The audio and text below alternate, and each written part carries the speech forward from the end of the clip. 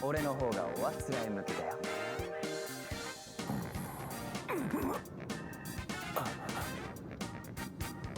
俺は殺すために作られたのか。さあさあ、お前はこの宇宙を死の世界に変えるしかねえんだ。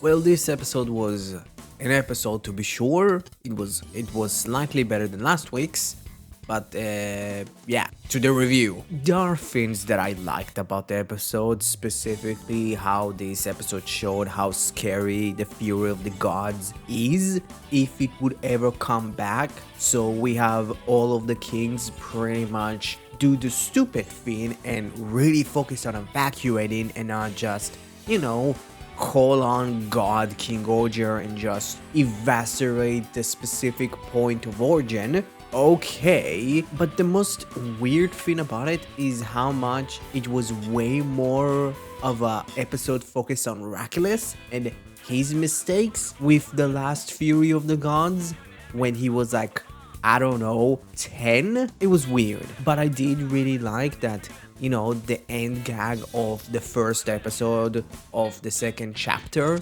actually still is semi-canon, and it's not just, oh, it's a stupid gag. Like, no, we got to see Daibowski's big anti-eater machine. Again, I do be loving to see people really rag on the gag and then just like, fuck, the gags are genuinely lore important. If we already talking about lore, it was kind of weird that Himeno didn't really factor any big point to the episode, specifically with her entire backstory kind of revolve around the fury of the gods. Again, like, even Jeremy got more than her. And I understand last week's episode was kind of focused on her, but like, when her entire backstory revolves around the fury of the gods, and she gets like a scene or two, while like Miraculous gets the most, it's kind of sad. While like the rest of the kings didn't really do anything, pretty much like Gust was there to, calculate when the fury of the gods is going to take over Terra. Daibowski's like big anteater machine. Gira is just Miraculous's hype man. Like, that's it. Like, at least Rina done something really cool, and that is, and that is to release Doggy Kruger's crew.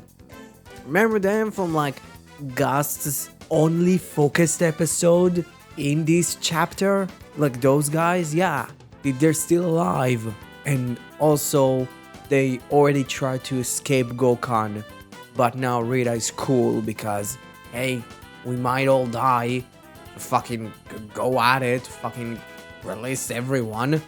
That's a lot more of a character development to Rita than what I thought. God damn, Rita is a bad judge now. That's a digression in character. No, we need to bring them back. They need to be an asshole. While the show remembered that Jeremy has a land of his own. That's right now not only for the Ragnarok but for everyone. So, hey, at least the show was doing something with Jeremy, because for fuck's sake, for this entire last chapter he was basically getting nothing.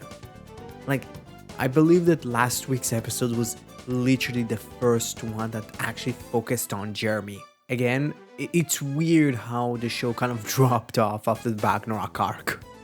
Like, here's the thing. I don't hate King-Ohger.